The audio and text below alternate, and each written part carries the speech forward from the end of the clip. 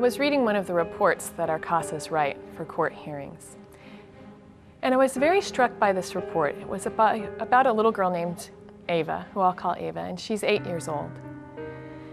And Ava has been in the foster care system for 4 years, and she's lived in more than 11 placements, and she's separated from her siblings. She has 3 brothers and sisters, and every night she cries for her sister. And for many complicated reasons, Ava has been labeled as unadoptable because she's too old at the age of 8, because the family is too big with 4 children. There's a feeling that they wouldn't be able to find an adoptive home for her. But all of that tragedy is not what struck me about the report Ava's CASA had written about her. I was about halfway through, and what really got to me was a really simple sentence, and it was that Ava loves pandas, and her favorite color is pink.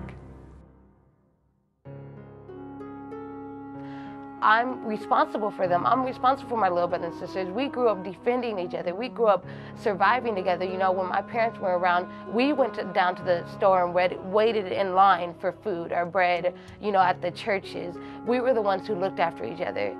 There's 8 of us. There's no way that they can put us all in one cop car. So there's 4 cop cars. They split us all into 2. We were hanging on to each other and they just pretty much ripped us apart. We weren't allowed to hug goodbye. We weren't allowed to say I love you. They just, you know, one after another threw us in a cop car, closed the door. And it was just, I didn't know if I was ever gonna see them again. I didn't know where they were gonna go. When children are removed from their parents, it's much harder for them to think that their parents did something wrong than to think that they did something wrong. There was one child I went to investigate. I was not able to get to that home until 9 o'clock at night because the referral came in late to the hotline. And I remember waking this child up in his bunk bed and examining his injuries and determining immediately that this was an imminent danger situation. It's just too difficult to think. My parents hurt me, or my parents didn't love me enough to keep me safe. It's much, much easier for children to think, I did something wrong, and that's why this has happened to me. And that's a child who I brought into the Polinsky Center with really the pajamas on his back. I was thinking, well, where am I going? What's going to happen? Like, am I just going to be placed in a home or something? Foster children live with great uncertainty. They don't really know where they're going to live from one day to the next. They load their stuff up, usually into a trash bag, and they go to a place that's completely unfamiliar to them. We have some children who do things like fight with other kids, or they haven't had food regularly, so they hide food in their rooms, and a lot of kids wet the bed. It's a normal reaction to trauma.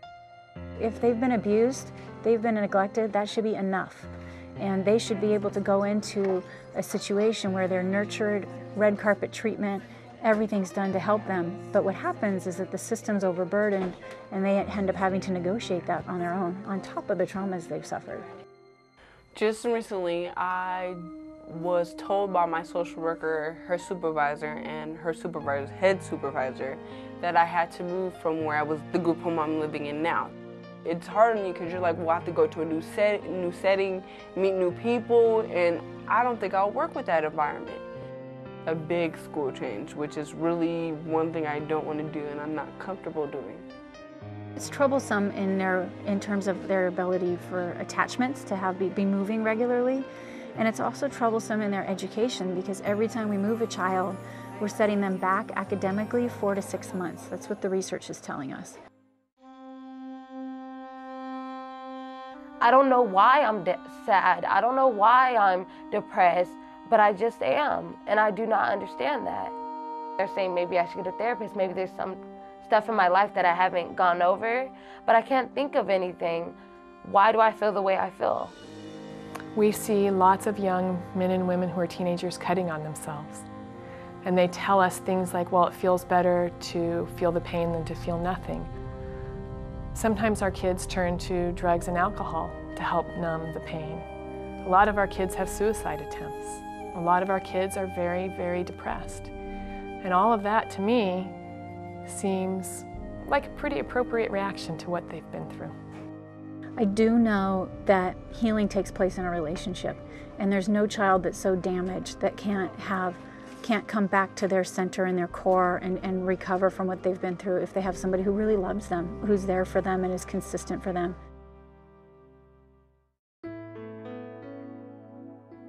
I've had a CASA for 6 months. She has actually helped me out a great deal in getting into different placements and stuff like that. I got my CASA a little over 3 years ago, and her name was Donna Maestro. She's great. She did little things to find out who I was, which now I look back, you know, like she took me out for ice cream, like she was just trying to figure out what my favorite ice cream was, and now we're just so great. I can tell her anything. You know, there's a point in your life where you just have to be selfish about some things, and she's one of the things I'm selfish about. I just want her to myself. I know that when a CASA is assigned to a child's case, that not only is that child not going to go through this journey alone, but also that child is going to get what she needs. The CASA is going to make sure of it. When they understand your mission and they understand you're not a social worker under any payroll, and they understand you're a volunteer and you're on your own time, they begin to trust you. There are so many changes in these children's lives. Lawyers come and go, social workers move, foster parents stop being foster parents. It causes tremendous change and upheaval in their lives. For them, the CASA is the consistent person in their life who stays with them through the course of many changes and is that one person that they hang on to. I think one of the most important things for kids is to be a kid. And that means being in the Boy Scouts, being in the Girl Scouts, going to camp, playing the piano, playing the saxophone, taking dance classes. And that tends to drop off for our kids. That's an excellent place for an advocate, for a CASA, to step in and help out. It doesn't take special educational background. It doesn't take any special expertise. It doesn't take any special career background to do this. It takes a big heart. It takes a willingness to make a commitment to a child. It takes a willingness to share a really tough journey.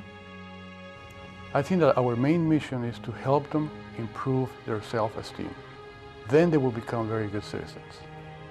I've been in this field for a long time, coming up on 20 years, and done a lot of research and have a pretty good sense of what we need to do to make the system better.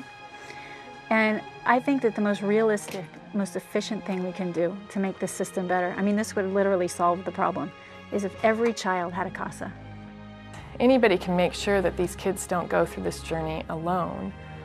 And the kids shouldn't have to. If they have to go through it, we should go through it with them. That's our responsibility. We need more people to step up like Ava's CASA has done, and to realize that to Ava, what's important is pandas and the color pink. Just like for our own children, that's what's important to them. And there's no one else in the system who's going to focus on that and make sure that when she has a birthday cake, the frosting on the cake is pink. And there's no one else who's going to step up and say, this is unjust. She's 8 years old. She could be my child. She could be your child. And the fact of the matter is, Ava is our child.